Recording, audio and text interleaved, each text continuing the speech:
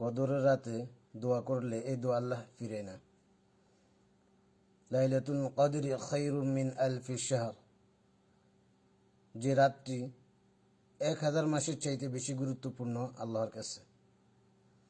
আম্মা জান আয়েশা রাদিয়াল্লাহু তাআলা আনহা নবী সাল্লাল্লাহু আলাইহি সাল্লামকে জিজ্ঞেস করেছেন, ইয়া রাসূলুল্লাহ, আমি যদি কদর রাত পেয়ে যাই আমি কি দোয়া করব?